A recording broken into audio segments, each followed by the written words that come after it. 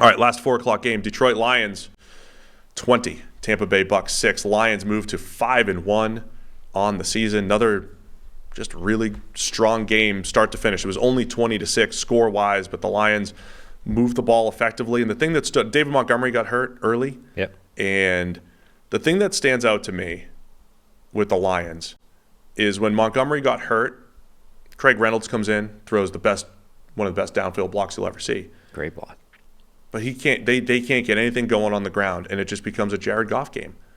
And Goff comes through, man. It was just he drops back. He has 44 attempts, gets sacked a few more times. I know they only scored 20 points, but they put the ball in Goff's hands. Where they have other games where it's like, no, we're going to run David Montgomery 29 times. We're just going to keep battering ram and just go. But the Lions put the ball in Goff's hands, and they won the game in a different way. Plus, the defense did a really nice job. Yeah, it played.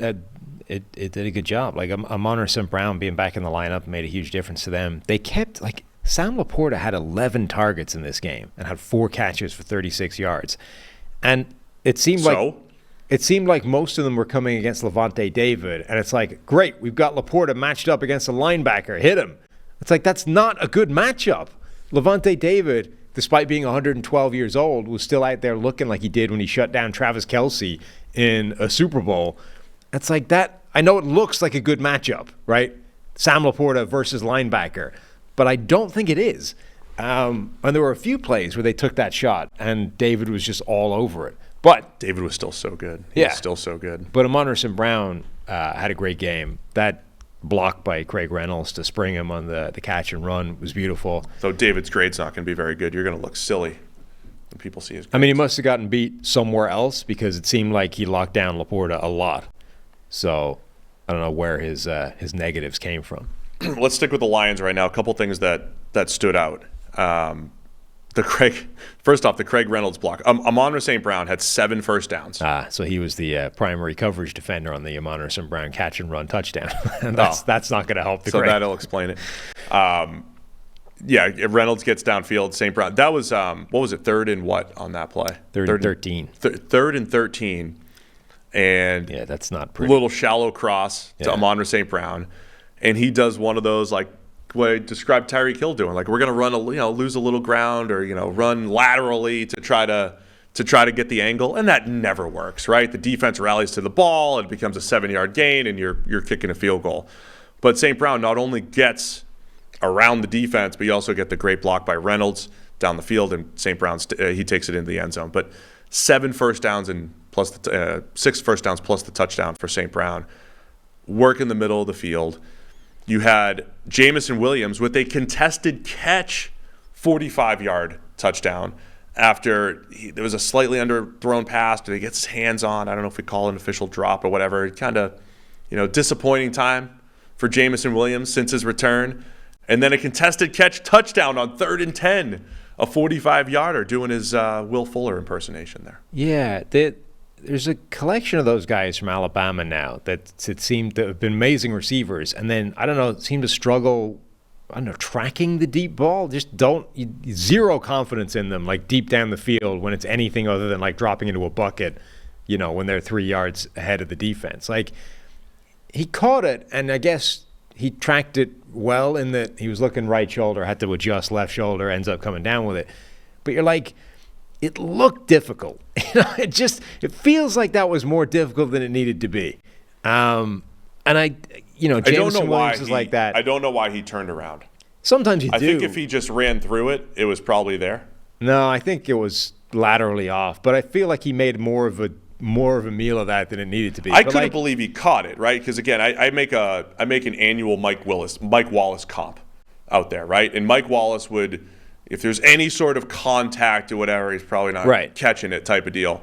But I made that comp with like Will Fuller, with Jameson Williams. Here's this guy that's going to get behind the defense, and if there's any sort of physical contact at the catch point, it's probably not going to be a catch. But Will Fuller got way better at that at the NFL level. And all I'm saying is the fact that Jameson Williams caught this ball, I was shocked. I thought he wouldn't catch it with any sort of contact at the catch point. I mean, Jerry Jeudy is like that as well now from the same college. Like he had a pass or a pass that he didn't catch the last game Denver played, where it was a reasonably well thrown ball, slightly behind him, because it was like the DB was essentially arriving at the same time to give him the nudge. And it's like, okay, there's contact there, but there's a lot of receivers in the NFL are coming down with that catch, and as soon as the guy arrived, you knew full well that you weren't.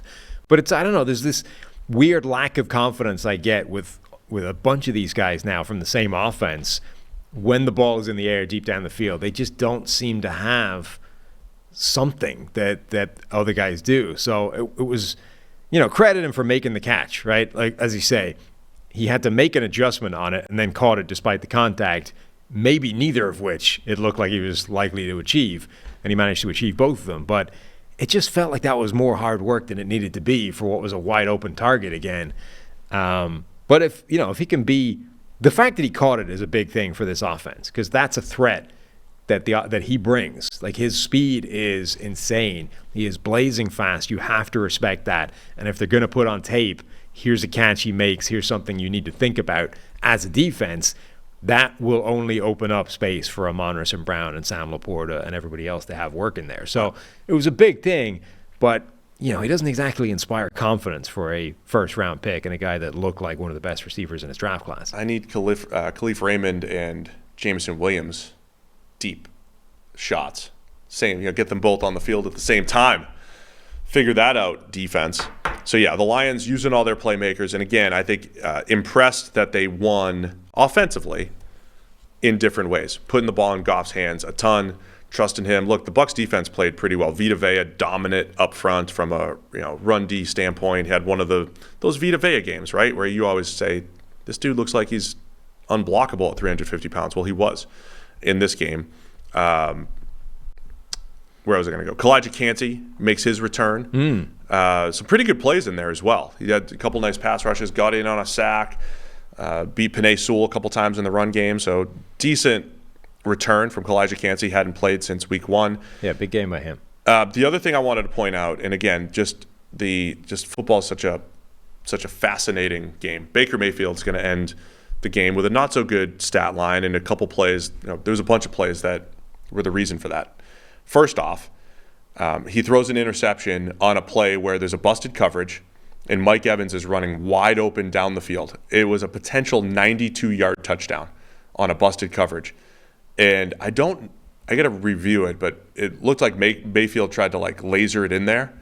And, I always talk about batted passes are not about height or arm angle. It's really about trajectory of the ball.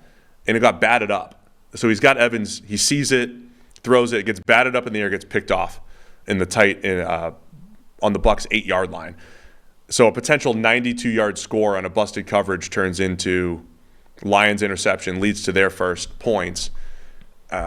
Mayfield also had several other open downfield passes. He had Trey Palmer behind the defense multiple times. Mike Evans open behind the defense. Baker finishes 2 of 10 on 20-plus yard throws, plus has that batted pass in there. It's just an interesting dynamic because, again, I think, credit the Lions defense. They batted that pass, obviously. Yeah. But there were also big plays to be had where the Lions let receivers run open deep, and Mayfield just wasn't hitting those throws. Yeah, I mean, that was a massive just high-leverage swing of the game. As you said, that's probably a touchdown. I doubt. I mean, it's a complete bust. Nobody's within 10 yards of Evans at the point Baker Mayfield's trying to throw that. He's almost certainly scoring from there. It turns into, instead, a turnover because, was it Lynn McNeil? Who was the guy? No. Isaiah Buggs. I think got his hands on it. Yeah. He just got his hand up really well. He was waiting for that the whole time. He had his hand up, and then right as the throw went, sort of forced his way further across and got it right. That was wide open, right? Should he have lofted it up? I didn't see the coaches. Probably. I don't know that he would have been able to get it out of his hands anyway. I mean, it's a really good play by Buggs, but it is wide the hell open. That's almost certainly a touchdown if he gets it to him.